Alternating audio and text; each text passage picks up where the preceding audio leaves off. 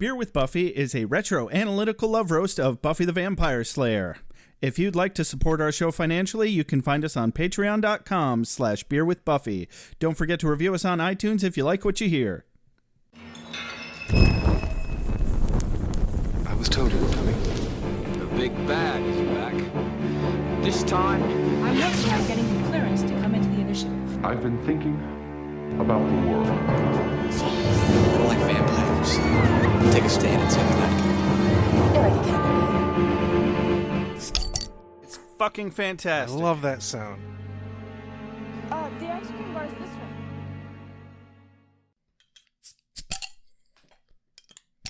It's not as good. Yeah, I've had better. Welcome to Beer with Buffy. I'm Josh. I'm Rex. And today on Beer with Buffy, we are reviewing Buffy the Vampire Slayer, Season 4, Episode 15, entitled This Year's Girl. Yes. So, yeah, stuff and things. Stuff and things. I gotta say, I was really fucking confused when I pulled this up because all the episodes I have on my computer have last time on Buffy or previously on Buffy. And it pulled up and I'm like, I know I opened the right file, but here it is showing me all this last season stuff. And I'm like, what the fuck? Great. I don't have the fucking episode. I can't watch the show properly. It's Pandelirium. Well, like you guys. We're totally watching the wrong episode.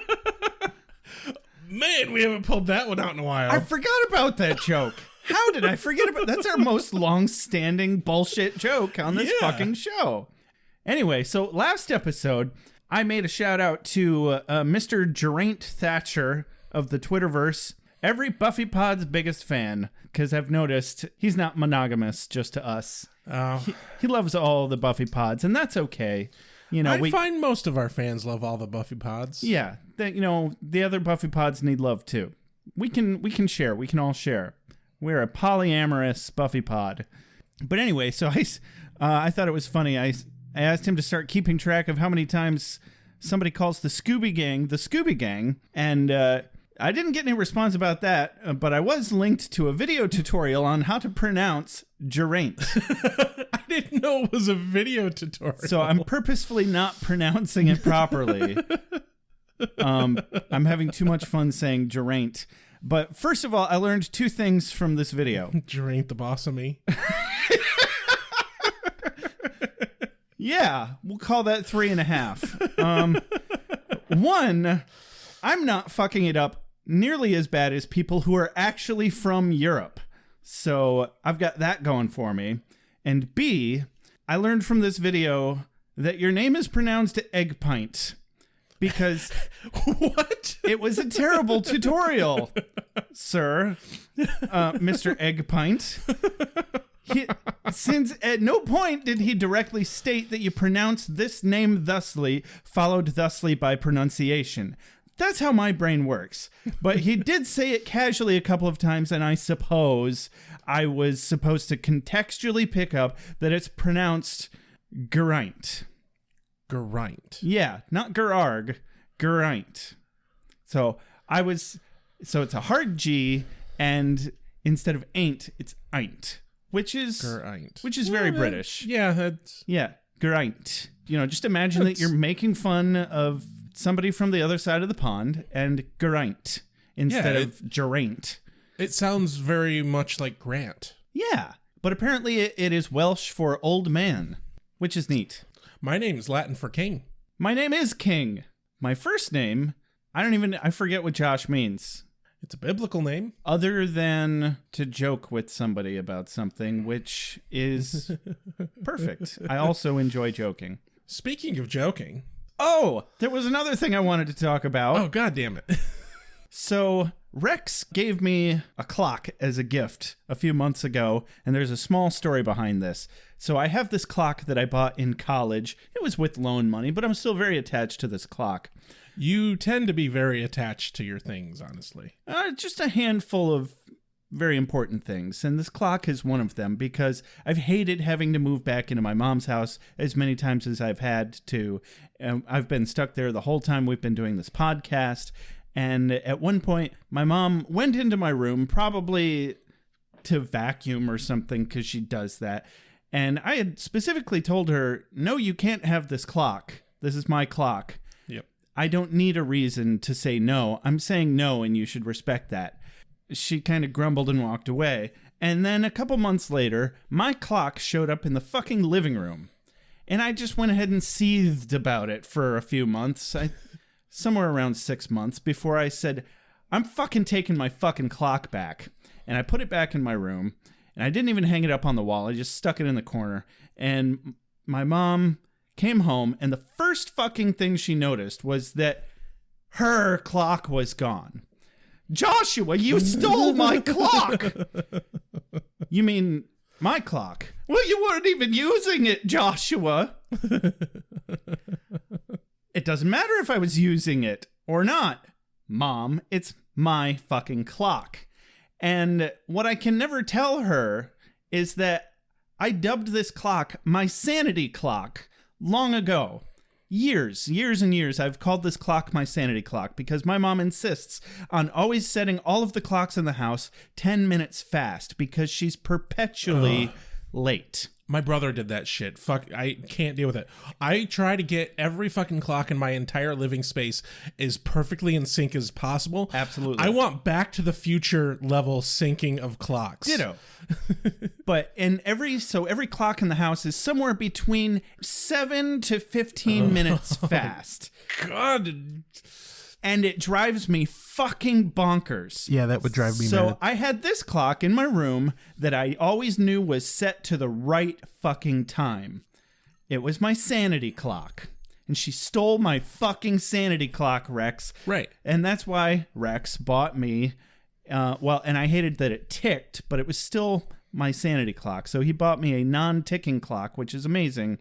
And yeah, I just wanted to tell that story because I know a lot of you are really big fans of the Mom Synopsis, and I just thought you'd like a little bit of backstory on the mom voice, where it comes from, and the real-life frustration that caused the Mom Synopsis to be born.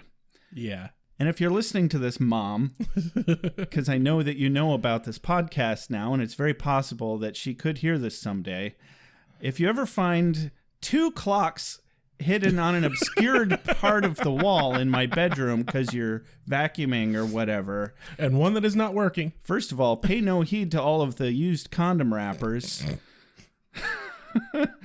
Second of all, if you ever come out and say, Joshua, I see that you have 2 clocks. Does that mean I can have my clock back? No, that doesn't fucking mean that you can have my clock back. It's still my clock. Both of those clocks are my clocks, and you can't fucking have them. And what were you doing in my bedroom? You know, there's this whole boundaries and personal space thing. Oh, boundaries. Bullshit. That's new agey millennial shit. She's a boomer. What can I say? Anyway. Yeah, how about that Mom Synopsis? Oh, right. I'm sorry. Joshua, shut up about the clocks. What are you doing, Joshua? Oh, I just woke up from a nice little coma. Is this your knife in my gut? Joshua, I would never use the good cutlery to stab you. You're right. That was silly of me. Hey, wait a second. This is the knockoff Ginsu set you picked up at the flea market. Like I said, Joshua, I'd never use the good ones to stab you. But you did stab me. I can neither confirm nor deny, Joshua. So, Spike's doing well this episode. Look how helpful he's being. Seriously? Were you paying any attention, Mom? No, you little asshole. That's why you invented the Mom Synopsis. I walk in halfway through and then ask questions that I would have known the answer to if I'd been watching. Right. So, Xander and Giles made the classic blunder of expecting Spike to be helpful of his own accord again. They will clearly never learn. That is correct.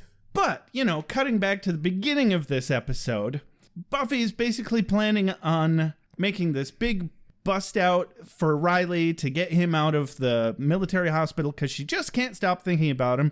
Meanwhile, Faith is having a lot of in her head dreaming stuff that we keep cutting back to. And Riley shows up just in the nick of time before Buffy runs off to try and save him and recruiting Xander and Willow to help her. And she's trying to get Xander to fix the blaster, and he's having a real hard time doing it. Nearly died doing it, and nobody seemed to care.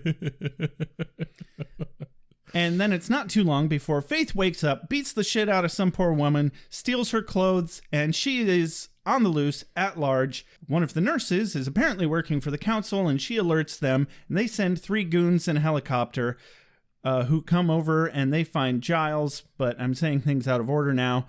The rest of the episode becomes completely about Faith. Giles gets a phone call. It's for Buffy. They inform her that Faith is awake and she's missing, and that's a problem, especially since Faith was staring into the window at the time that she received this news. Faith shows up on the college campus the next day. They argue a lot about the same old shit that they always argued about before. Faith thinks Buffy's a big stuck-up bitch.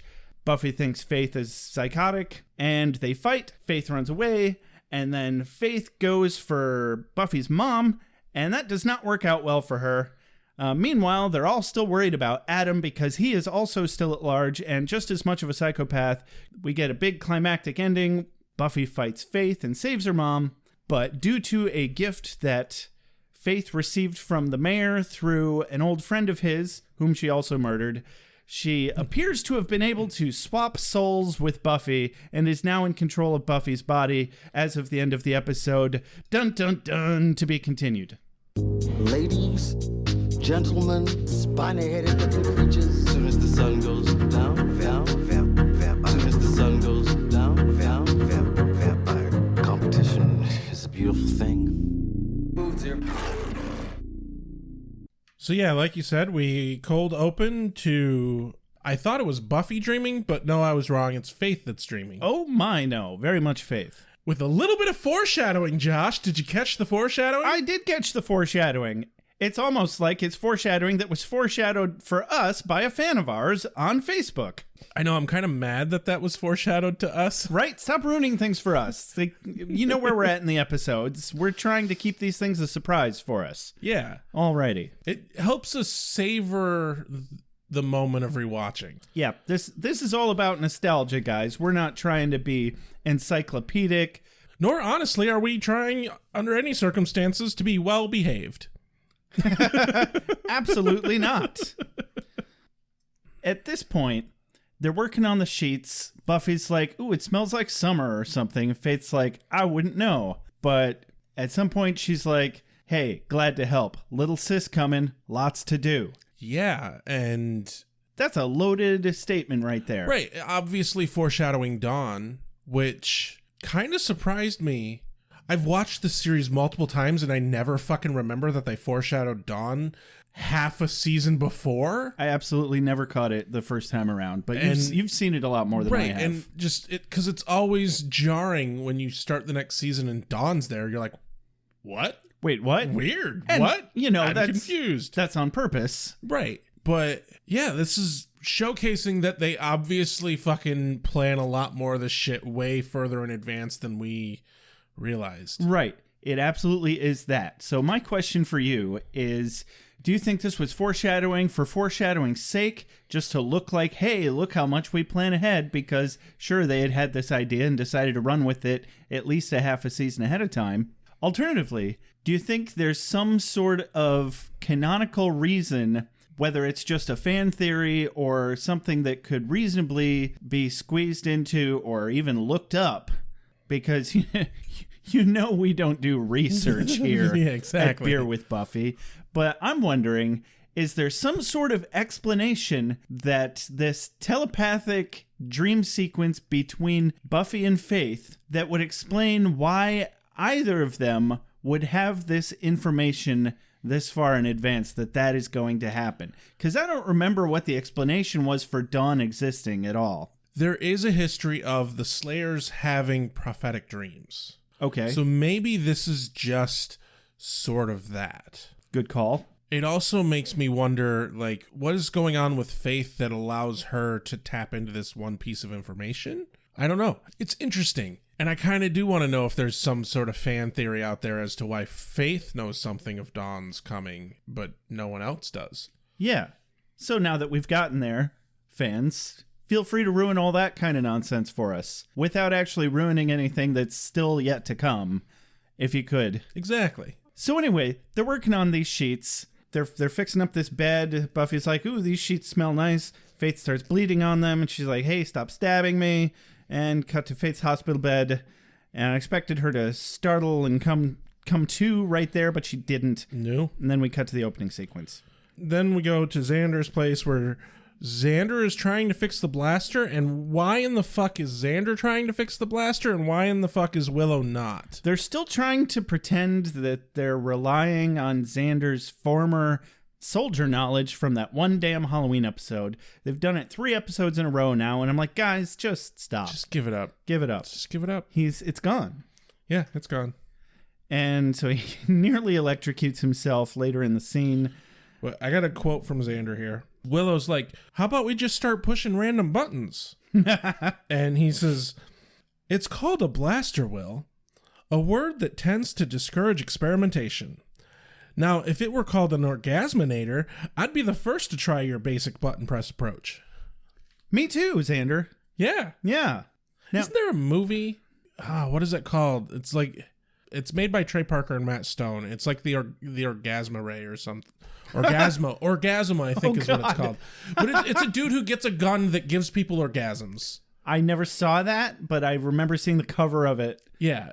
Back in the days of video stores. It is not a good movie. It is, however, a very entertaining movie.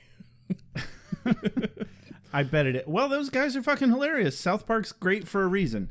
No, I think Buffy's being a little overly pushy here. It's like, yeah, Buffy, why couldn't you tell that the answer is basically no, he can't fix it, based on him saying, oh, sure, I can fix it just as soon as I get my master's degree in advanced starship technology. Yeah. He's not fucking Geordie. Yeah, seriously. Jesus. We cut over to Buffy talking to Giles. She's really tired, and Giles and Willow are being supportive regarding Riley and her maybe getting some sleep, even though Giles was about to offer her some backup. But Buffy maintains she only needs to get the blaster working so that she can fuck up Adam when she finds him. Then Xander nearly electrocutes himself to death, much to the blasé of the Scooby Gang. No one else even fucking notices, and he's electrocuted, and he's like shaking, and he looks over at them like, oh God, guys. They don't even notice, and then he just kind of goes back to what he's doing. He's like, oh, okay. All right, back to fixing this thing, which from what I understand is the life of an electrician. Every day is a near-death situation. Did I ever tell you I once saved my dad from being electrocuted? No. Or maybe you did. My dad had to rewire a box, the circuit breaker box of this old house. Okay. And I don't remember exactly why, but for some reason we could not cut the mainline power. Okay. So he had to wire it up while the mainline power was live. Huh. Which, I don't know if you know this, but that's a lot of power. That sounds dangerous. He's like, here, son. And I was like 14, right? He's like, here, son, stand here. Here's this 2x4. If I get electrocuted, use the 2x4 to get me to stop touching this wire. Holy shit. And that's terrifying. It was. But also, like, I was 14 and my dad was a superhero, basically, at that point still. So yeah. I hadn't quite learned that he was a mortal man. But yeah, the, like, secure thing that he had to, like, hold the main line away from the box released, and the main line hit the box right in front of him. He wasn't getting electrocuted, but I still hit him with that 2x4. So you almost saved him. Right. Like, I didn't actually, but in my 14-year-old brain, I saved my dad from being electrocuted. Oh my God. So another interesting story about dads getting electrocuted. My dad told me a story about when he was a small child. He was standing on a stack of newspapers in the garage, reached up, and I don't know what he was grabbing at, but he grabbed a bare wire, or maybe it was a car battery, something started electrocuting him. And my grandpa luckily was there, his dad, obviously. and pulled him off. But like, it was bad. If my grandpa hadn't been paying attention or hadn't been there, I wouldn't exist right now. So that's the real moral of the story. This is about me, goddammit, me. It's always about you, Josh. Obviously. Anyway, so Buffy's really concerned about Riley still, mainly that they could be drugging, torturing, or brainwashing him. Then we cut off to Nipple Land of Mark Blucas. Oh, that's his name. Yeah. I can never fucking remember. Also known as Riley. Riley Finn. Anyway, no, we're at the Initiative's military hospital. Hot damn, those are some manly nipples. Dude's in good shape. Why is it okay to show men's nipples, not women's nipples? What the hell? I gotta say, though, I'm particularly more impressed with David Boreanaz's shirtlessness than Mark Blucas's shirtlessness. They're both more impressive than I'll ever be. Yeah, same. Moving on. Yeah. Riley decides to leave, and a soldier like steps in his way. And Pretty sure it was douche canoe number 3. Are you sure it was number 3? I think so. I don't think it was. I'm not sure. That's how much I care. And that's how much we can tell them apart. Yeah. They all look the same. Well, I mean, they're big, buffy white dudes. They kind of do all look the same. Buffy white dudes on Buffy. Well, okay, kind of, yeah. That's what you said. Buff white dudes. Okay. Happy? No, I'll never be happy. I mean, that's fair. So Forrest is like, aha, the shish kebab who walks like a man, which I thought was funny. Thanks, Forrest, for referencing our previous episode. Yeah. He was definitely referencing us. That's how that works. Riley doesn't miss a beat, threatening Forrest and douche canoe number 3 to get the fuck out of there to go see Buffy. There were more details, but that's really all that matters, in my opinion. More importantly, though, is Riley is like, you can't make me stay here because I'm the one in fucking charge, so fuck you. Yeah. And that's the whole point. Riley's like, I'm the ranking officer here. And he's like, oh, things change. And he's like, yeah, I can still put you the fuck down. And Forrest is like, okay. Yeah. And he gets to leave because he's not wrong. It's more of an off-screen implication that that's how it went down. Exactly. Dig this. Dig this. Sorry you had to wait. Fire, beheading. Hurry up, sweet dreams. Sunlight. Hurry up, sweet dreams. And water, usual. Oh yeah, I hit him. With what? A desk. So back to The hospital. Faith's hospital room and inside of Faith's head. Yep. Where she's dreaming about the mayor. Yeah. I missed the mayor. I'm so glad we got this actor back. Yeah. Just for this one episode. I didn't realize how much I missed him. I miss him so much. I wish he could have been the overarching villain of the entire series. I mean, maybe it would have gotten old, but they could have done different things with him. Harry Groener is such an amazing fucking actor. He's just so damn fun. Even, like, I've never met a villain quite as fun as the mayor. Yeah. Even the short little bits we get him here is just, it's so refreshing. Especially because there's so much of this series that is just very dour and dark and broody. Yeah. And I think part of the reason that he's so refreshing, particularly in this scene, like when he picks up the little garden snake that slithers up onto their blanket, I was like, oh God, what's he going to do to it? Don't hurt it. Oh, but he didn't. And even when the way he's talking to Faith, she views him very much as a father figure, even though his comments seem to really be bordering on inappropriate sometimes. He comes off as her daddy, not her daddy. Yeah. Even though he made it abundantly clear when he was still on the show that it's not about that, but it still felt like that a little bit. Anyway, no, he felt like a good person in this scene. Yeah. And I think that's more because that's how Faith perceives him than anything to do with his actual character, because this is all in her head. Right. And yeah, this is definitely through the lens of her reality. Yes.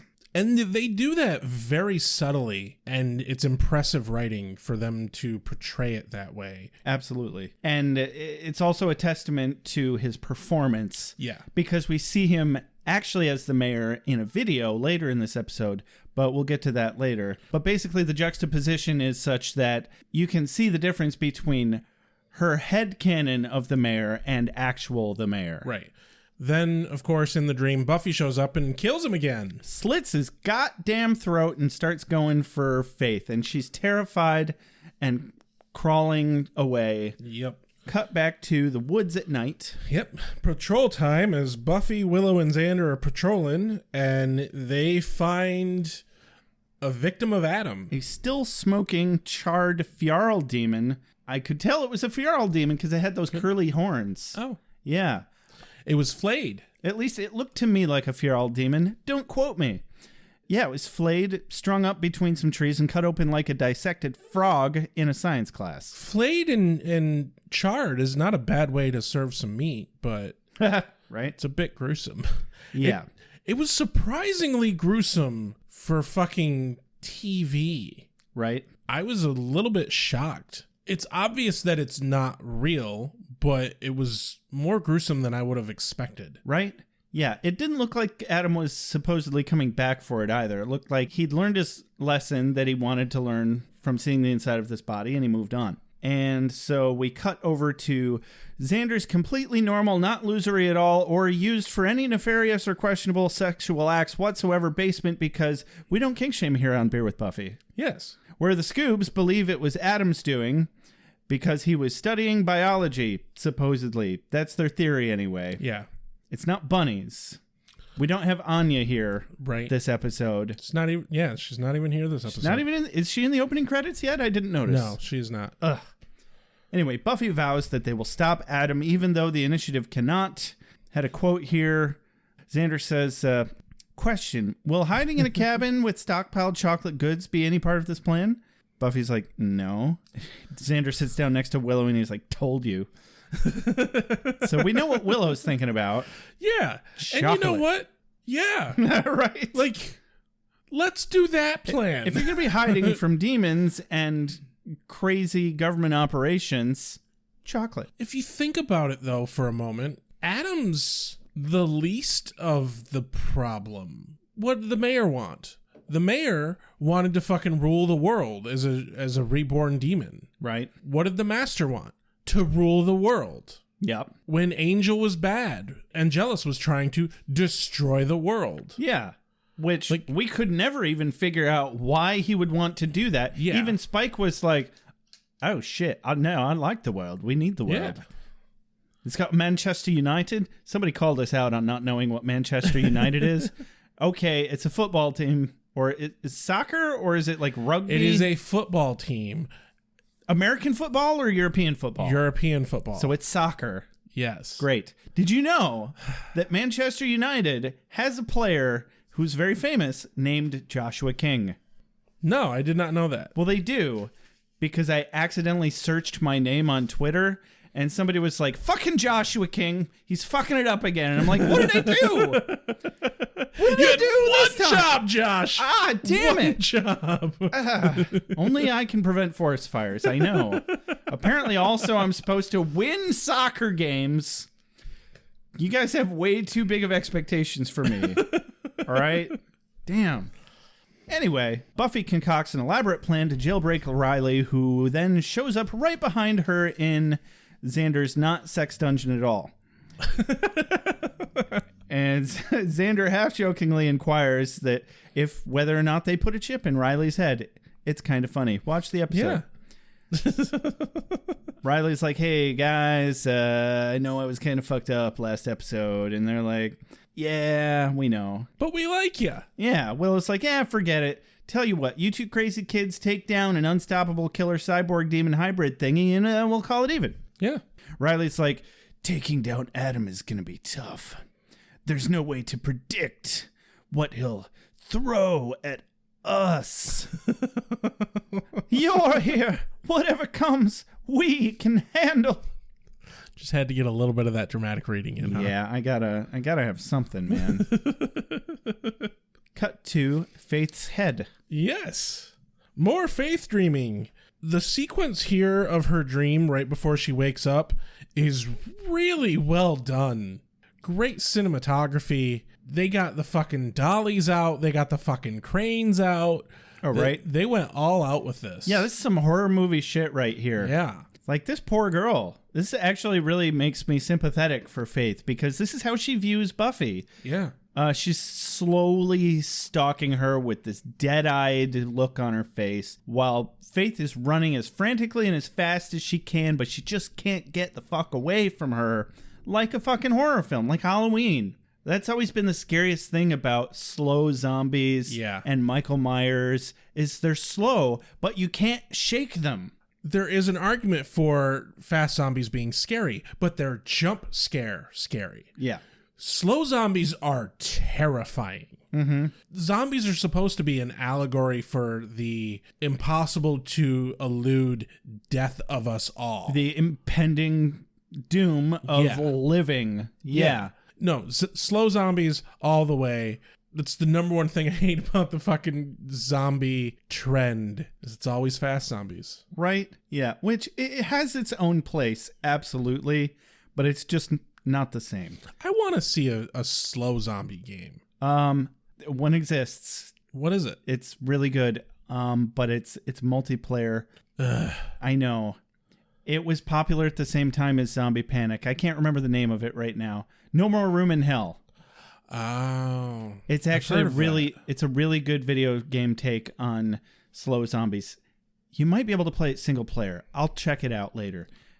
But anyway, Faith, of course, falls into an open grave. And the fucking camera angle they get of looking down at her in the grave, and Buffy, the camera's over Buffy's shoulder. It's so good. Yeah. It's so good. So Buffy jumps in after her, and there's a little bit of we hear a scuffle in the grave. Yes. And then Faith dramatically drags herself out of the grave as it starts downpouring rain, and she howls at the moon, and then in real life she wakes up. The camera angle that they did for her, like, looking up at the sky with the rain and everything, they stole directly from Shawshank Redemption. Oh, right? I was like, man, this is a trope. I've seen this before. But maybe it was just Shawshank. Yeah. Yeah, when Andy Dufresne comes out of the fucking sewer and rips off his clothes and he's in the rain and he drops to the ground and he's like, oh my God, I'm free. Yeah. They have that high angle crane shot looking down at him through the rain, and that's exactly what they fucking did here. And then old Andy Dufresne, boy, he sure did crawl through a river of shit and come out smelling like roses. Fun fact, my favorite line from that entire movie is, I'd like to think the last thing that went through the warden's head, aside from that bullet, was how did Andy Dufresne ever get the best of him? Dude, that movie was my shit growing up. Like, it was probably wildly inappropriate for a child of my age, and that's how you get wildly, highly inappropriate men like me. I rank it as my number one all-time favorite movie, period. End of story. It cannot be beat. For me, that's Groundhog Day, but I still concede, like, I can accept that as an answer. It's a perfect fucking movie.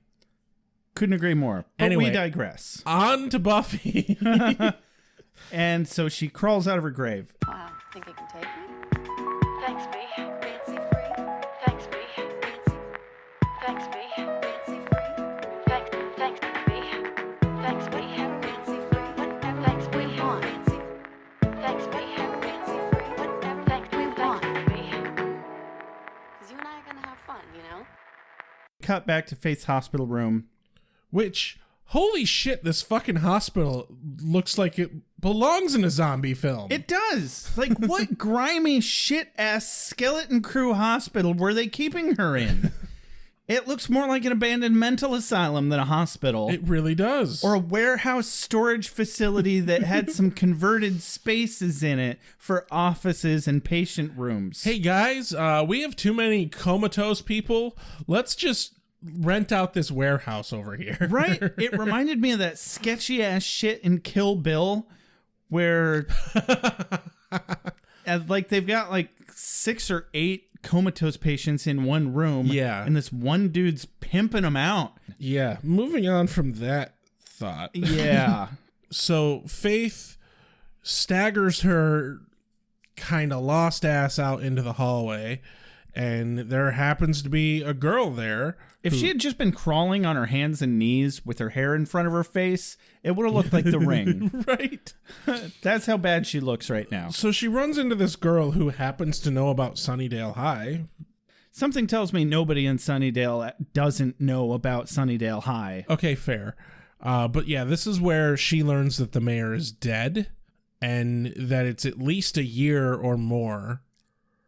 Well, it turns out to be 8 months later, and I don't understand why this woman wouldn't just answer Faith's fucking questions. Right. It's like, yeah, she needs help. She's obviously a disoriented patient, but that doesn't make her not a person. Just answer her fucking questions. She's not acting crazy or anything. I work with some people who have dementia. Yeah. And one of the things they teach you is you answer what is asked.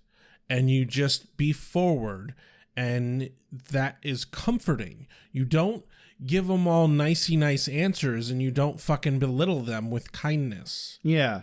I think I need to just get you some help. It's like she asked you a direct question, lady. Yeah, it's like, what year is it? Just fucking answer. And it's not a difficult question. For fuck's sake, she obviously knows that this is a fucking coma ward. I'm sorry, but if I know I'm in a coma ward and someone walks up to me and is like, what year is it? I'm going to fucking tell them what year it is. I'm not entirely convinced she knew it was a coma ward. She was looking for directions when she walked in, but she knew something was up immediately. She's like, oh, I see. You know what pissed me off about that line? I was delivering a pizza one time to a college campus, and it took me like 15 minutes to get a hold of this guy that I was delivering the pizza to. And he said something really demeaning like, you should find a better job. And I was like, I have a college degree. He was like, oh, in what? Theater. Oh, I see. And I'm not a violent man, but some things make my mind do funny things. What can I say? Anyway, so I'm not saying this woman deserved to get the shit kicked out of her and have her clothes stolen, but she handled this situation very poorly. Yes. So we cut to Faith leaving, and she happens to be wearing this woman's clothes. Yep. And I was at first worried that, did she kill her? Right? I didn't think she did, but I knew that she didn't go down without a fight. Well, my thought was, did she kill her? Well, if she killed her, there would be blood on the clothes, but it's a TV show, so there wouldn't be blood on the clothes. She definitely got severely beaten, as we learned later, which was probably a bit much. Yeah. It's like, come on, Faith. You're already losing our sympathy. Like, you had a little bit, and now you already lost it. It's gone. So we cut to the dorm where we learned that Riley had the scarf part of Buffy to hold him through the tough times. Oh, gosh. And that's all you really need, I guess. Yeah. Yeah, it's some seriously gushy-washy shit here. Well, Riley's worried about what the fuck to do with himself because he doesn't know how to live without following orders. And given that he's been in the military for who fucking knows how long, that's kind of fair. Yeah, that's legit. But Buffy's able to commiserate rather well, and she relates based on her experience with Giles and the council. I'm not sure that that's something Riley really knew about her before. I don't think he had learned anything about it. Certainly not on screen. But then she swings up onto his lap and gives him a little cutesy lap cuddly moment. And she's like petting him. And he's like, what are you doing? And she's like, oh, just looking for brainwashy chips in your head. After she confirms that there are no brainwashy chips in his head, I've got Buffy's quote here, which I think really sums up this scene. You've been strong long enough, Riley Finn. I'm going to help you. And we are going to find this demon. And we're going to kill it together. And in the meantime, you're going to stop torturing yourself. And he's like, you sure about that? It's an order. Which is a nice little callback to their conversation earlier in the scene. Yeah. I did like the slight exchange when she's telling him about the council. And she's like, oh, I got orders all the time. And he's like, ever obey them? And she just kind of chuckles and is like, Sure. The ones I was going to do anyway. Right? Yeah, that's Buffy. That tracks. Yeah.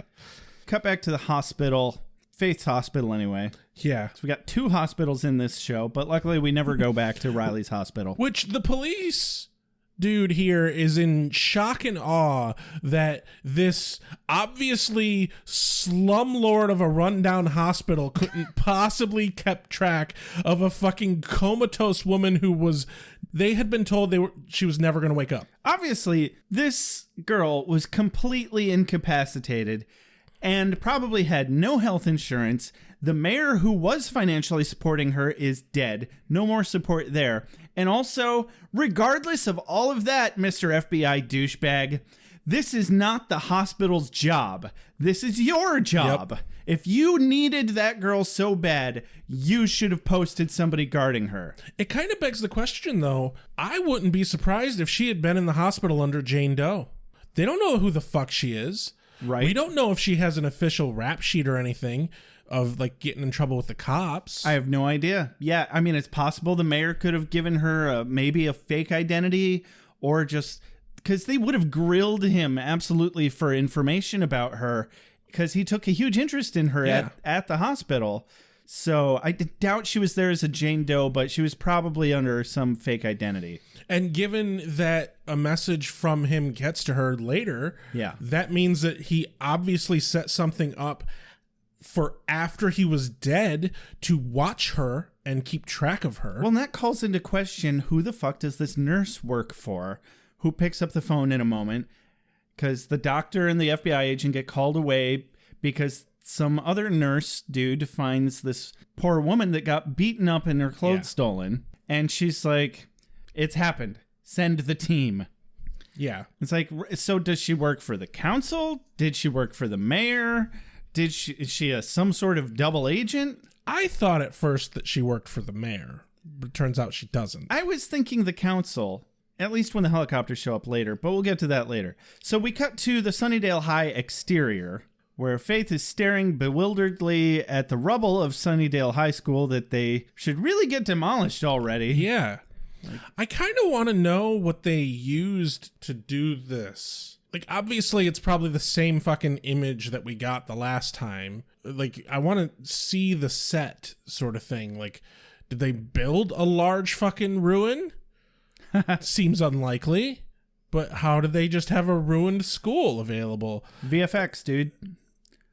They take the same establishing shot of Sunnydale High School at night, and it was a still shot.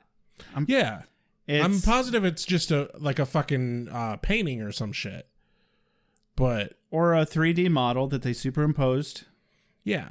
But this was in the very beginning of the 2000s, and that shit was hard and expensive to do. Exactly. I know. Exactly. Yeah. So I'm just curious. It could have easily been a static image, you're right. And I'm just curious how they went about making that static image. Did they make a model? But I mean, they've had enough 3D animation in this, like the snake, the mayor as a snake demon, that was 3D animated. Yeah, you are correct. That was totally VFX. They could do the same damn thing with the high school. I'm dating. I'm having serious dating with a werewolf, and I'm studying witchcraft and killing vampires. It's like a drug.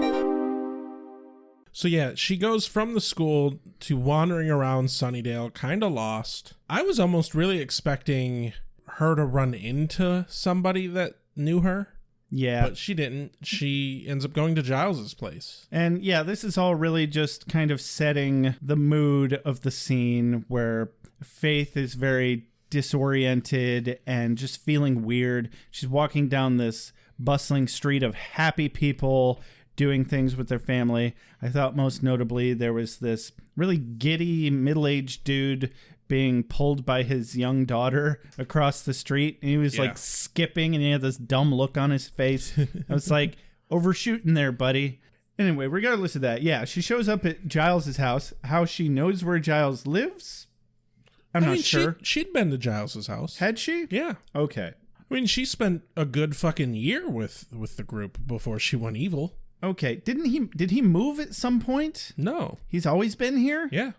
Weird. Okay, I'll take your word for it. So she's spying through the window. She starts eavesdropping. What she's overhearing is Riley suspects that Adam has to charge up because he has a fucking battery. Yeah, he calls it an autonomous power supply. I'm like, that's called a battery. All right. Yeah. That requires charging. And since he's new out of the box. Yes, that's actually how they said it. Or Xander's suggestion is, so a killing spree? Riley's like, well, that's best case scenario. And I'm like, I don't want to know what your worst case scenario is, Riley. Well, I think worst case scenario is what the mayor was going to do. Right? And we've been there, done that. Yeah. So that makes it easy. So Riley... Buffy saves the world from Armageddon on a regular basis on Thursdays, mind you. Usually. She's got karaoke on Wednesdays, bowling on Fridays, school, homework, and stuff to take care of other days. So Riley picks up the blaster and just... Yep. Right on. Xander's like, what the hell? Is there an on-off switch? You really have to say that again, but definitely in the Shaggy voice, because you almost went into it, and that'd be funny. Like, what the hell, you guys? Is there like an on-off switch? Scoob, did you know there was an on-off switch? Xander very much comes off as like, you are intimidating me and making me question my manhood by being able to fucking fix this military-issued blaster that you obviously have been trained to use. Yeah. I swear it must have been gesture-based. That thing was like 20 years ahead of its time. Right? Because there were no buttons on that. No. Xander's not stupid. He would have noticed a fucking button. Yeah. Although I would argue the Xander's not stupid part. That sometimes is questionable. It is absolutely occasionally questionable, but he's not the smartest in the bunch, but he's still not stupid. I imagine at some point in time, Xander in his life has had the same moment that Bart Simpson had, where he tried really, really hard to pass his test, but just is dumb. I can see that. Sometimes you just got to concede to the reality of the situation. Well, I think some people just don't excel in certain areas as well as other people. No, that's very true. I mean, I should know. I'm a horrible fucking student. Yeah. Anyway, so Riley promises to provide inside information from the initiative, which is a very valuable asset to the Scooby Gang. Right? For instance, finding instructions on how Adam works. And then the phone rings. Giles answers. As he incidentally walks towards the window to get to the phone, Faith smartly backs up a bit. Yeah. I hate moments like this where obviously it's lit in a way so that we can see her perfectly well. They're showing us that she's still there, but it's done in a way that it's like, how did Giles not fucking see that? Yeah, that one was difficult to let my brain slip by. She would not be that visible outside of the window. Agreed.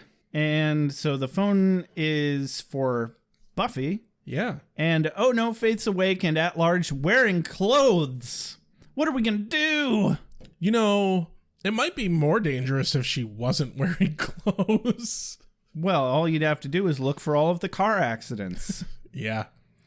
My favorite bit here is that Willow calls Faith's coma the funnest coma ever. Right? Yeah, with no lead-in. No lead-in. It's like, wow, that's rough, Willow. You're getting dark. To be fair, Faith was really fucking bad. Yeah. She needed to be not a danger to herself and others anymore, that's for sure. Yeah. Xander, I think, really made an excellent point at the beginning of this conversation. He says, well, I'd say this qualifies for a worst timing ever award. Because I'm like, wow, Adam wasn't a big enough complication. Is this really the appropriate time for us to throw Faith back into the mix? Now, I can't remember what next episode entails, but at this point in time, I would expect that it's only inevitable that eventually Adam and Faith are going to team up. See, I'm thinking... I know they don't do that. That arguably makes sense, kind of. I don't think Adam is the type to play well with others, but neither was Faith before she teamed up with the mayor. Yeah. Anyway, I think they're going to end up recruiting Faith to help them take down Adam. I have a pretty good idea of what happens in the next episode. I'm saying this because I know for a fact that this does not fucking happen.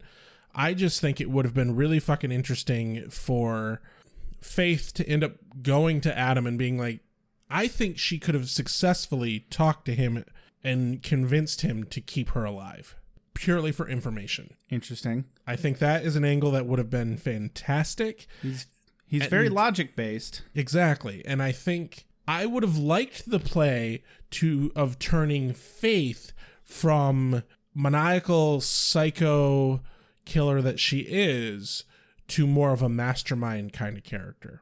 I think that would have been a brilliant move that they didn't take. I don't want her to experience redemption. I kind of like her being the bad guy. I agree, but I feel like it's moving more towards redemption. I know.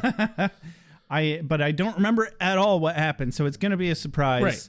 And if we don't respond immediately to posts that are clearly spoilers in our Facebook group, don't take offense. You feel free to discuss whatever you like, but don't be offended if we don't respond immediately. So yeah, anyway, the Scooby Gang are talking about Faith, and Riley's just sitting there with that fucking shit-eating, goddamn cheesy-ass face of his. Well, I liked that small portions of this conversation brought up exactly what I was already thinking. It's like, is this really the time to bring back Faith? And Willow is like, well, what about Adam? And Xander's like, well, I'd hate to see the pursuit of a homicidal lunatic get in the way of pursuing a homicidal lunatic. Right. And I'm like, okay, good. They at least broached the topic for a moment. Yeah. So they thought of that, and they were like, yeah, we're going to do it anyway. Their response reads what their response should be. They know more about Faith. Faith is the immediate issue solely on the grounds of it's the issue of the two homicidal maniacs. It's the one they can deal with. Absolutely. They don't know enough about Adam. They can't find Adam, so they have to deal with Faith right now. Mm-hmm. That's like hierarchy of needs, for fuck's sake. Right? And I had a quote of the day here. Willow says, what about the council? Xander says, been there, tried that. Not unlike smothering a forest fire with napalm, as I recall. I completely missed that line. I enjoyed the verbal imagery of that line. It's very good. And later in the conversation, Giles says, perhaps there's some form of rehabilitation we just haven't thought about. Referring to Faith, I think. Yeah, because it turns from Adam to Faith very abruptly. And Willow responds, and if not, ass-kicking makes a solid plan B. Solid plan B. Which is pretty much the whole point of this conversation is time to kick Faith's ass. Yep. And so we close the scene with cutting to Riley with his fucking cheesy ass face going, who's Faith? Yeah. They made a very good point of keeping his face out of this scene. Yeah. Once they started talking about Faith, and then they cut back to him reminding us that he's still there. And I'm like, oh, right. He doesn't know anything about Faith. I will give Mark Blucas some major acting cred chops, fucking brownie points here. Boy, does he fucking play the cheesy Iowa boy so perfectly. He does. He sells it exactly as it should. Almost enough to where it just makes me think that he's actually legitimately from Iowa. Right? I was wondering, based on the title of last episode, Goodbye, Iowa, I was like, wait, was that all just a story? Was that a fake backstory for Riley's persona and he knew it all along? No, he's actually from Iowa. Yeah. If he's still being genuine in this episode, absolutely. So that makes me wonder, why did they call it Goodbye, Iowa? Yeah, I don't know. And they say young people don't learn anything in high school nowadays, but I've learned to be afraid.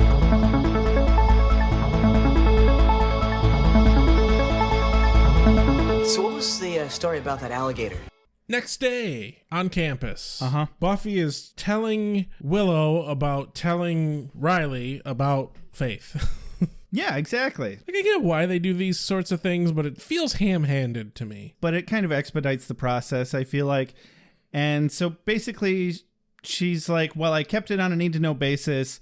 I vagued up some things and I kept any information about Angel on the down low just because I had shit to do, not because she's trying to hide anything from Riley. Yeah. And I'm like, okay, I'm glad they established that, because otherwise the thing that Willow said about, oh, I'm glad you had such an honest relationship with Riley would have been a concern to me. So they're mainly being like, hey guys, by the way, we did fill him in and it is not a detriment to their relationship moving the fuck on. And so the other big thing we get out of this conversation is that her patrol last night yielded 0 results of finding Faith. Yeah, the pressure is definitely high. I tell you, if I were her, I'd get out of Dodge post-hastily. All of a sudden there's Faith and she says, "You're not me." Dun dun dun, commercial break. And we cut back to people arguing and sometimes the police show up. Faith immediately gets 5 stars in Grand Theft Auto. I didn't really take down many details of this conversation because it's the same old shit.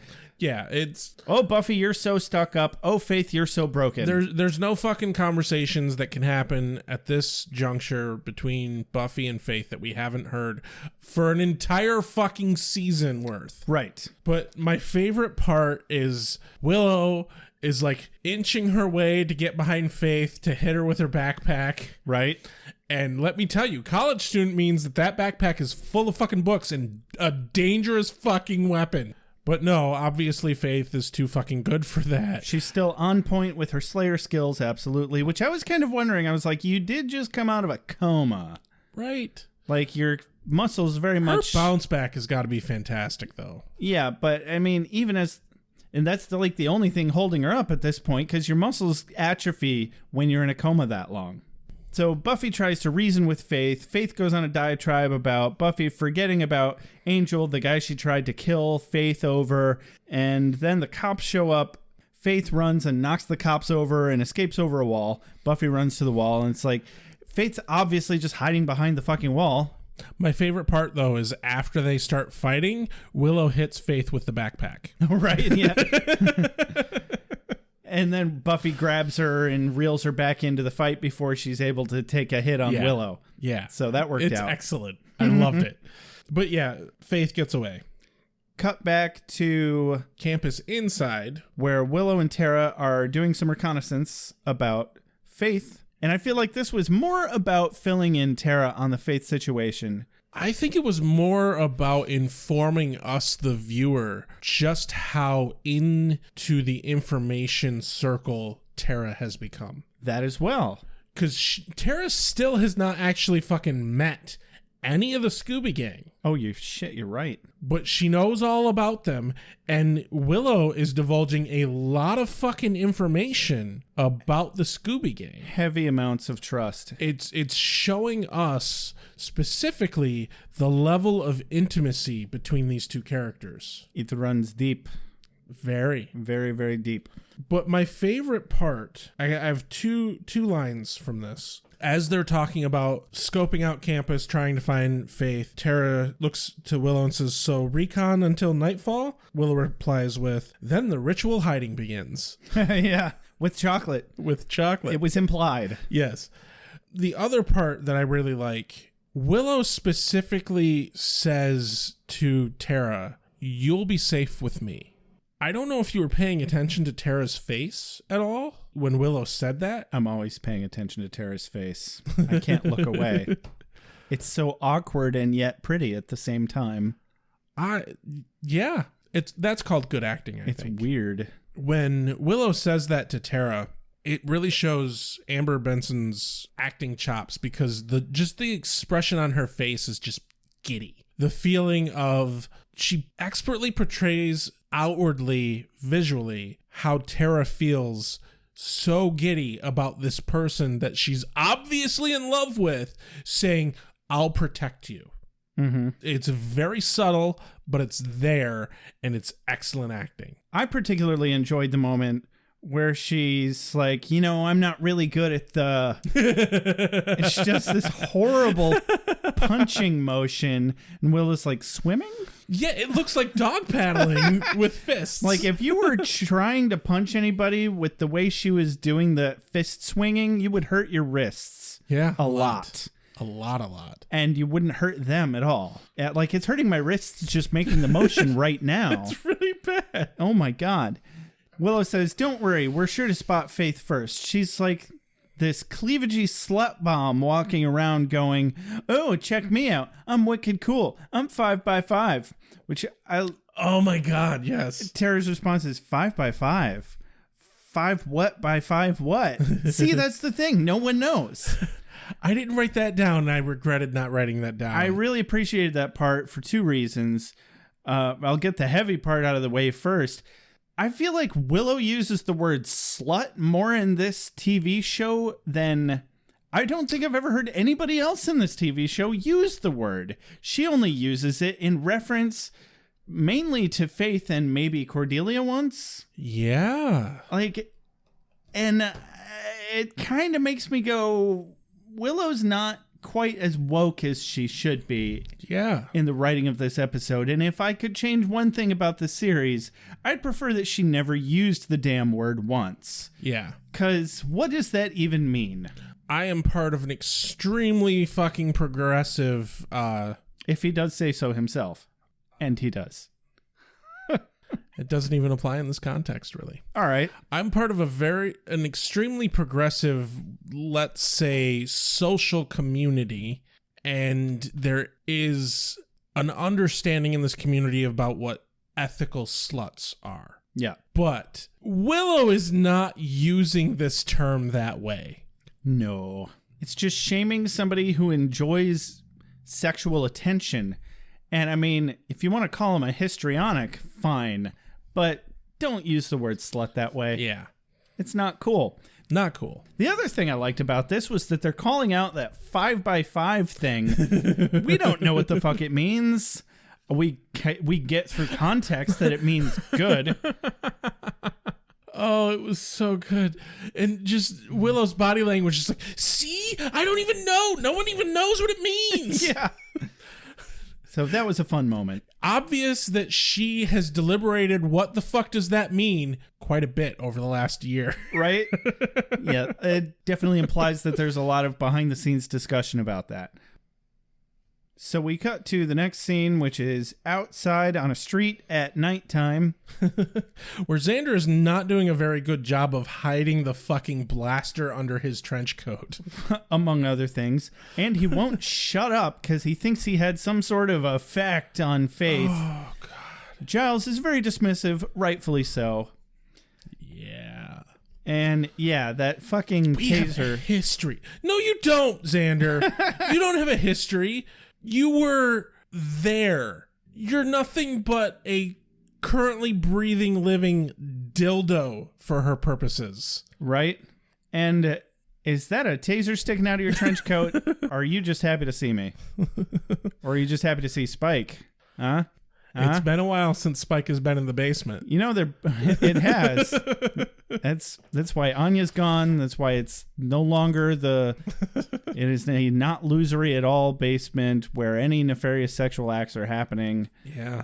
So they hear a noise in the alleyway, and oh, thank God, it's just Spike. They're both visibly pleased to see Spike. Oh, thank God, it's just Spike. You know, I'm visibly pleased to see Spike, so I can agree. Absolutely, but he's been trying to teach them time and time again, just because he's got a chip in his head doesn't make him not evil. Yeah. So feel free to fill in any lines that aren't Spike. Well, I only have his punchline. All right. But just fucking shoot.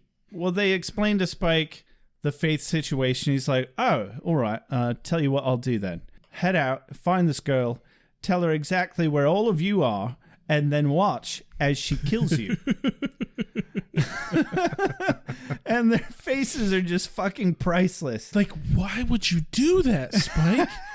Why would you betray us? I'm so hurt. It's like, can anyone of your damn little Scooby Club at the Geraint, that's another one. I'm sorry, Geraint.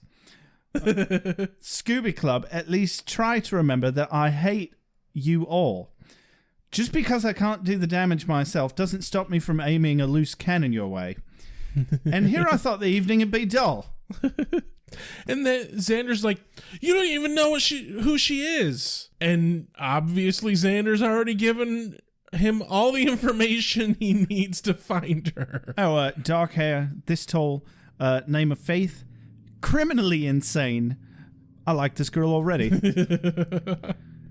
I don't know if we get any Faith Spike interaction, but I want it, damn it. I was expecting it by the end of this episode, and it hasn't happened yet, but it's a 2-part episode, so we'll see. But I love as he's walking away, Xander turns to Giles. Is that the punchline you were talking about? We're dumb. Yeah. Well, I mean, the look on Giles's face is he's just so awestruck at their own stupidity. Yeah. And I mean, Xander's technically dumber, but Giles should have learned his lesson last episode, and he didn't, which is hilarious to me. And you're what? Shocked and disappointed? I'm evil. You should know better than to tempt the fate, the fates. Well, that was pathetic. You should know better than to tempt the fate, the fates. There's a lot more than that. Yeah, fantastic day. Birds singing, squirrels making lots of rotten little squirrels. Cut to the hospital, where the nurse waits for, I'm assuming, watchers getting out of a helicopter. I just described them as some sort of G-men. There's 3 of them.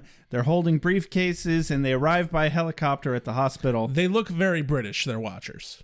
That's my assessment. They look very British. They didn't look British to me at first, but they sounded British later. So anyway, regardless of their nationality, they were carrying briefcases, and they looked scary. Cut to the street. Yep, downtown, where Faith is walking down the street and very expertly eludes the police, I might add. She dodges the popo and ducks into an alleyway where she murders a demon, claiming that a friend sent him. I like to think that the mayor knew she would fucking kill the demon.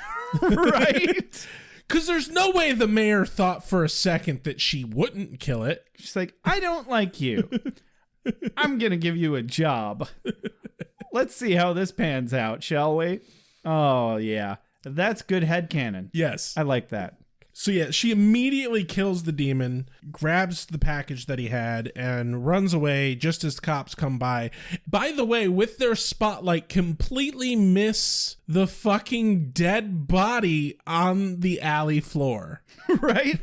And they completely missed her feet still sticking halfway down the ladder. I'm like, come on, guys. I think very early on in the series, we talked about just how outrageously incompetent the police in Sunnydale have to be, and this just hammers that fucking home. It wasn't even that early. It was like last season, dude. I think we've brought it up every single time the police come into this. Many times. It is a strong standing theme here on Beer with Buffy. And even within the canon of Buffy the Vampire Slayer, of just how fucking incapable the Sunnydale police are. Yep. I almost think they did this missing the legs on purpose just to add to that. Yeah. We cut to some AV place that's audio video for you younger folks. Are there younger folks listening to us? I'd like to know. Give us a call at 269-743-0783. There's this thing called a telephone. You may think of it as a smart device or your pocket computer. I don't know what the hip, cool kids are calling it these days. I think they still call it their phone. Oh, well, that's weird. Well, it still is a phone. Anyway, so what you can do is you can just hit that little microphone button on your keyboard and let me say the phone number for it, because I know how much you hate typing in phone numbers. I remember one time that I was using a phone that was stuck to a wall and a cord one time, and I had to punch in that number like 20 different times because you had to get the string of numbers right all in one go or it wouldn't work. I used to love using the phone at my grandma's house because it was a rotary dial. Rotaries were so much fun. I miss them. But I have actually legitimately thought, because they make Bluetooth rotary dial phones. I have legitimately I have thought maybe, just maybe, I kind of want one of these because the feeling of nostalgia of picking one of those up and dialing a number just would feel so. And I've been watching a lot of Warehouse 13, and there's like anytime they'd have like a number pad, it's a fucking rotary, right? And it just makes me go, oh, I need that in my life. And I love how he can brute force any password with that stupid little like 15 character cracker thing. I'm like, no, I don't care how fancy your old school shit is. I have a password for one of my accounts that is 256 characters. Damn. Obviously, I don't type the password in. Right. My computer does it for me. I would hope so. Yeah, it's very steampunky. Yeah. Yeah. Anyway, she's in a place to watch a VCR. Which is, I mean, it's not the first VCR we've seen on this show. I know. It's still technology of the time. It still just makes me feel very old. But we get what really feels like a true, deep, heartfelt message from the mayor. Yeah. There's a little bit of goofiness in it because he's like, hey, if you're watching this, I'm probably dead. But hey, maybe I'm not dead. Maybe this is in a museum and there's a bunch of kids watching this because it's in a museum. And hi, kids. And they're all terrified. Oh, jeez. Yeah, I wish I'd written more of his stuff down. But, I mean, just watch the episode. There's a lot of good material. It really, yeah. It's a performance that cannot be done justice in our podcast. Definitely so not. I'm not even going to try. Go back and watch the episode if you haven't. At least one or two of our listeners have been telling us that they really enjoy listening to our episode first and then watching the episode of Buffy. Yeah. And then they're viewing it in a whole different way than they normally would. And that's something I never really would have thought of. I kind of went through Star Trek The Next Generation with the Greatest Gen podcast. Yeah. When I did that, I specifically watched the Star Trek episode, then listened to the podcast. It never fucking occurred to me to actually listen to the podcast first. Yeah. And especially if you've seen the show before already. Exactly. You might as well do it that way. So that's our new suggestion. Yeah. Listen to us and then watch the episode. But anyways, so he's like, I'm probably dead. The world is definitely changed by the time you wake up because he knows she's in a coma at this point. Yep. And it's definitely not going to be a change that's in your favor, Faith. But here's this gift, and it turns out to be some weird gizmo that's probably some sort of weapon. I thought it was going to be some kind of, like, brass knuckles, because it definitely has rings, 3 rings. I thought it was going to be, like, a thing you, like, put on your hand, you put the rings on, and the, like, wearing it like she does in the show where it's on her palm, and it was like a fucking, like, energy blaster thing. Okay. Yeah. I think that'd have been cool. It would have been cool, but we're going to hold off on telling you exactly what it was. I mean, I already kind of ruined it in the mom synopsis. But so it's this mystery gizmo that she pulls out of this small box. The mayor specifically says, so I wanted you to have this so that you can go out with a bang, because he has no expectations. He made it clear of her being able to survive in the landscape of the world because she no longer has a place. Her only place was with him, which I think is horribly conceited of him. I mean, they don't exactly have a healthy relationship going on here. No, they absolutely didn't. So this is all par for the course for the mayor's manipulation tactics. And that's what I meant when we were talking earlier about the way she views and perceives him versus how he actually is. And that is a great example. Because we saw the previous scene where we were seeing the mayor through her eyes, and now we're seeing the mayor as he was. Because he's such a good actor, there's a very subtle difference in delivery. So subtle, but there. It's definitely there.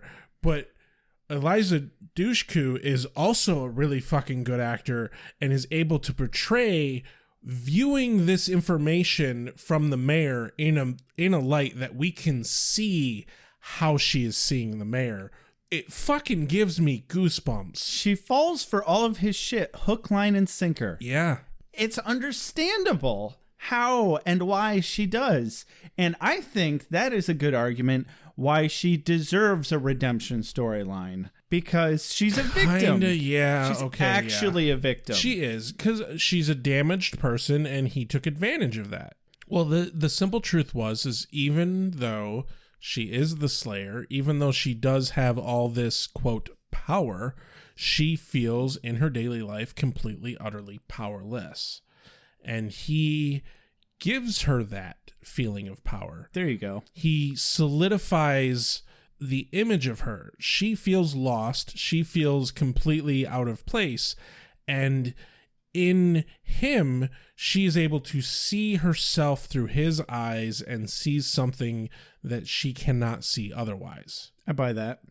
In a way, in a creepy way, the mayor is doing something good.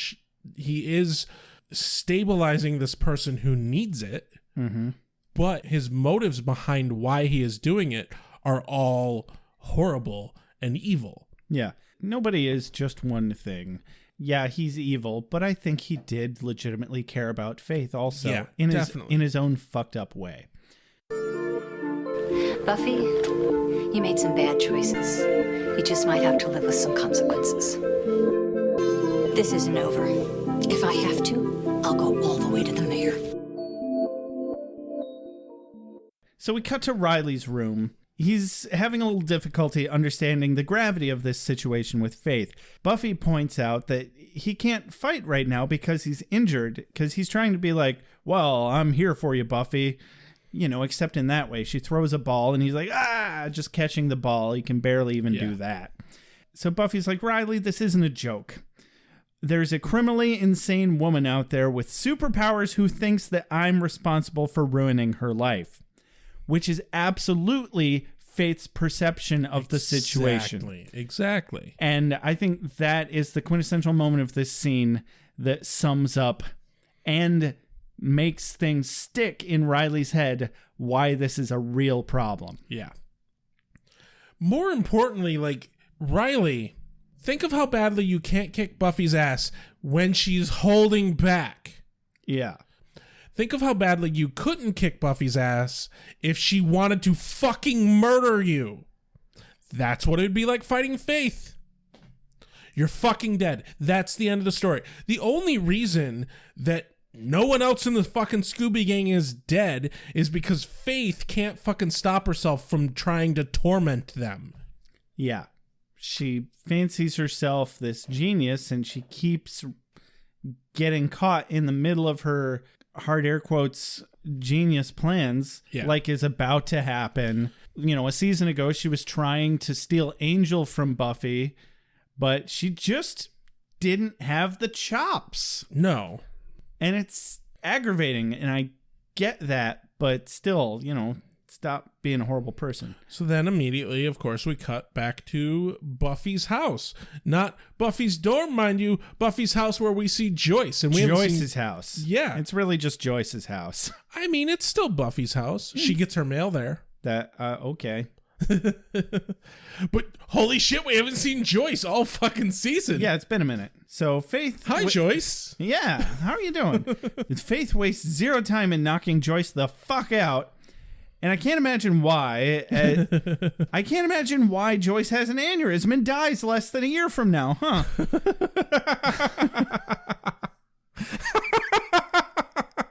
Also, Joyce, holy fuck, you have 3 fucking windows in your door. Learn to use them. Right? Oh my god. They're there for a fucking reason. And then there's a commercial break, and we cut back to Faith is waxing villainistically, as she is prone to do. That is my favorite sentence that you have said this episode. Oh, thank you. Waxing villainistically. I thought it was a good word. It's very good. I approve. It's not a real word, but it's a good word. Yeah, it doesn't need to be real. This is Beer with Buffy. So Joyce handles herself like a fucking champ. Right? She's sitting there on the bed. She's got a huge black eye. Yeah. Frankly, And she's lucky her eye didn't rupture. Faith is like digging through her makeup and she pulls out finally a lipstick where she's like, oh, Harlot, this works.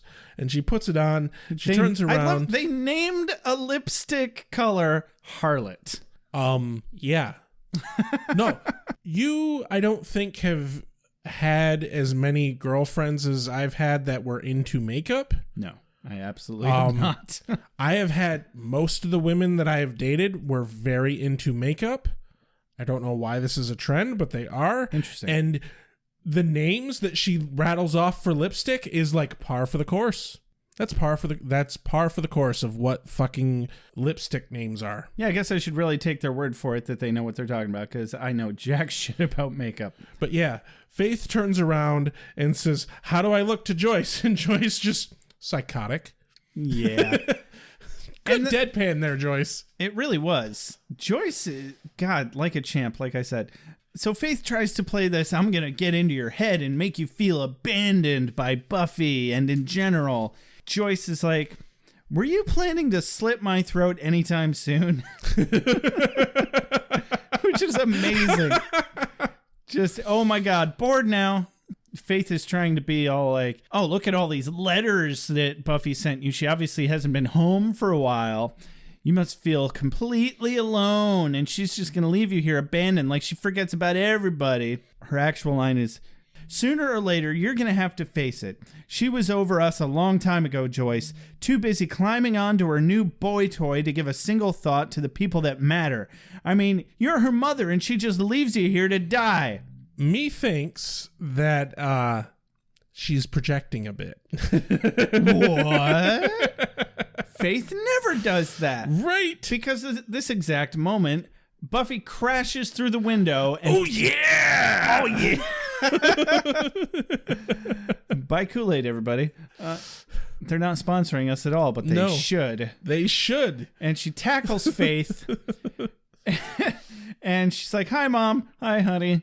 Just did the very exact thing that Faith was making it seem like was a completely hopeless scenario. Yep. And they fight. So yeah, fighty. Quick cut to Giles's place where obviously watchers are like, hey, Rupert. Dun-dun-dun. Hello. Did you say hello? No, I said hello, but that's good enough. Back to the fight, and let me say, nothing, and I repeat, nothing demolishes a house the way two Slayers fighting demolishes a fucking house. I don't know. Have you seen Charmed? Their house gets destroyed in like every episode. I haven't, actually. Yeah, I know.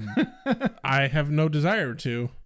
Well, 2 Slayers or 3 witches and demons. Yeah. So, but damn, like Faith is pulling drawers out of the buffet and throwing them at fucking Buffy. Picking up everything. It's like, oh, look, a salt shaker.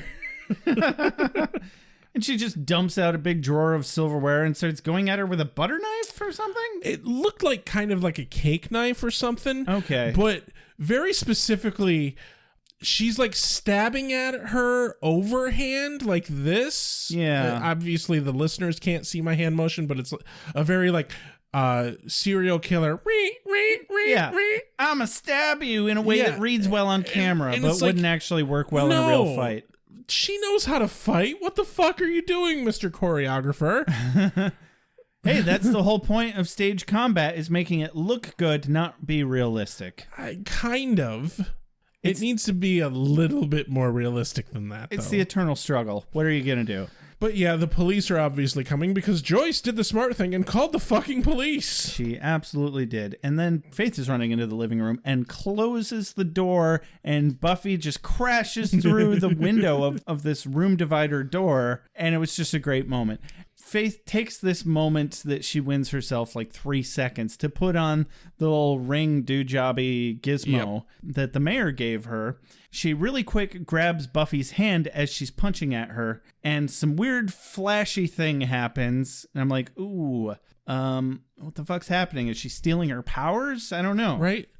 So Buffy knocks Faith out. So Joyce runs down and she's like, and Buffy's like, well, she's the police's problem now. And Joyce is like, what's that? I don't know, some kind of weapon. chucks it on the ground, and smashes it with her foot. Yeah, and then major kudos to Sarah Michelle Gellar for her facial acting here, because the look in her eye is so much more of a crazy I'm a psycho look than Eliza Dushku could ever pull off. Because Joyce asks her, "Are you okay?" Yeah, and she like stares into space with this wide-eye look, and she's like, "I'm 5x5. Dun dun dun. To be continued," which was very out of the blue for me. I like it. The to be continued popped up, and I'm like, "Holy shit, it's over!" Right? Fuck.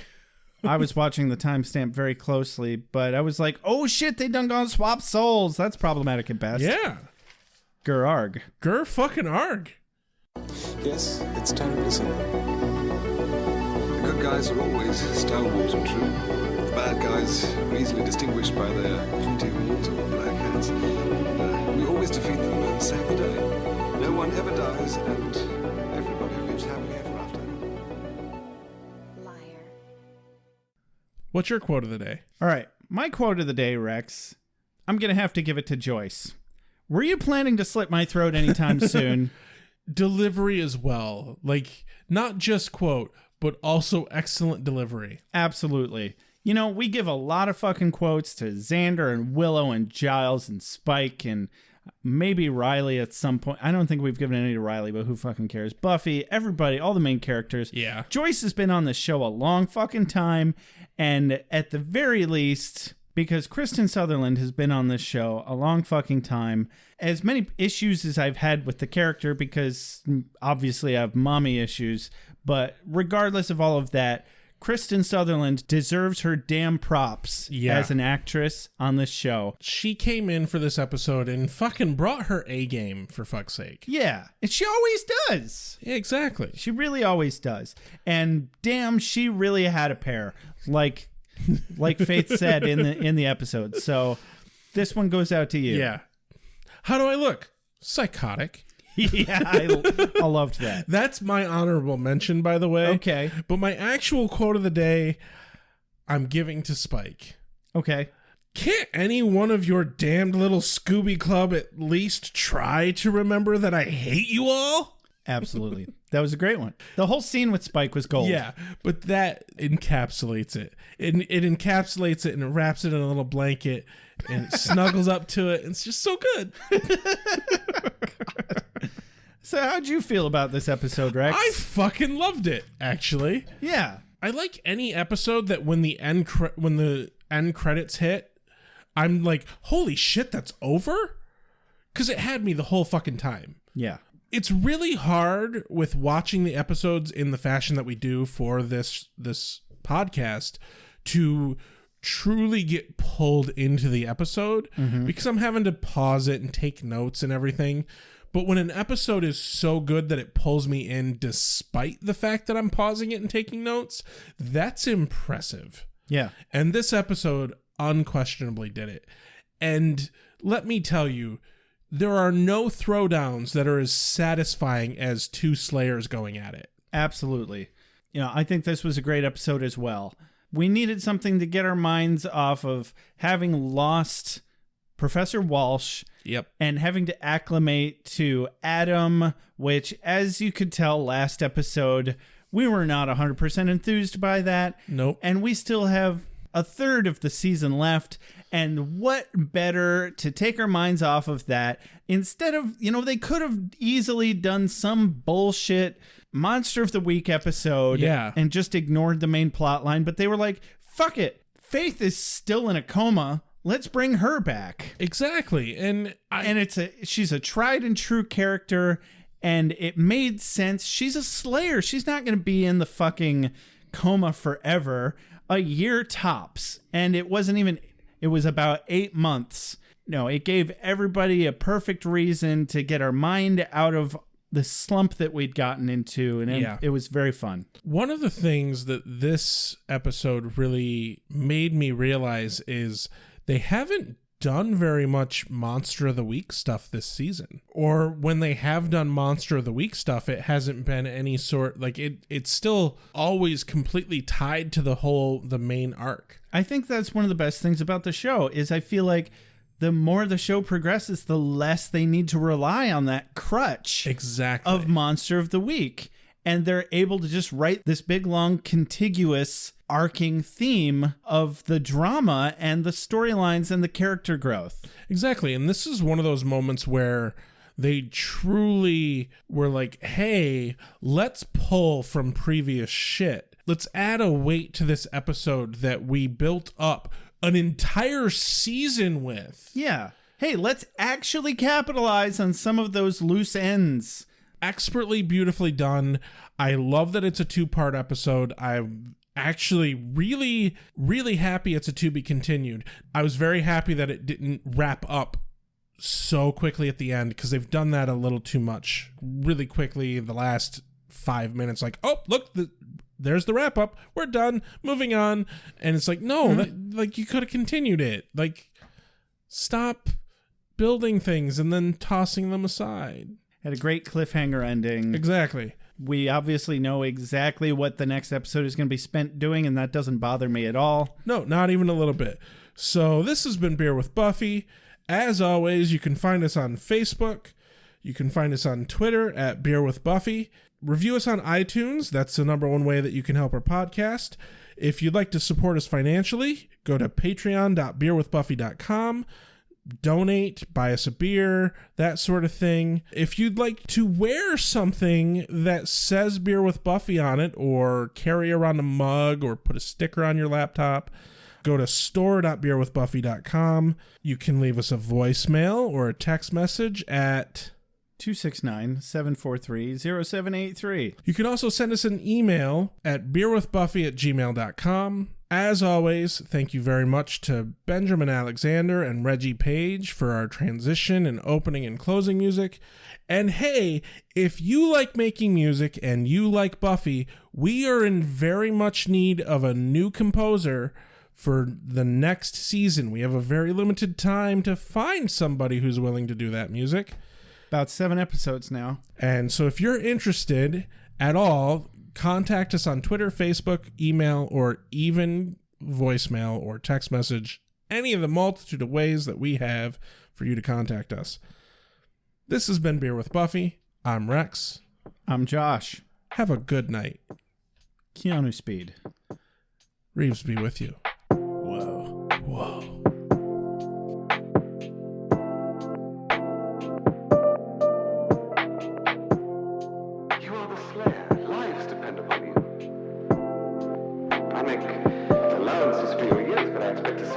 Responsibility, and instead of which you enslave yourself to this cult.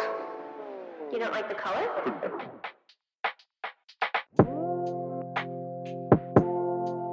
You have a sacred birthright. You were chosen to destroy vampires, not to wave pom-poms at people. Why can't you people just leave me alone? You are the Slayer.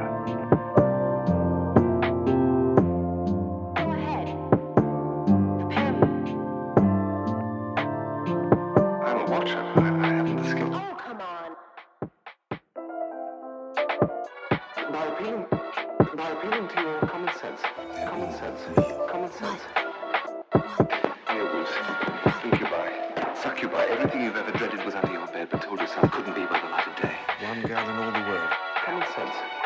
One girl in all the world. It was a bit, British, wasn't it?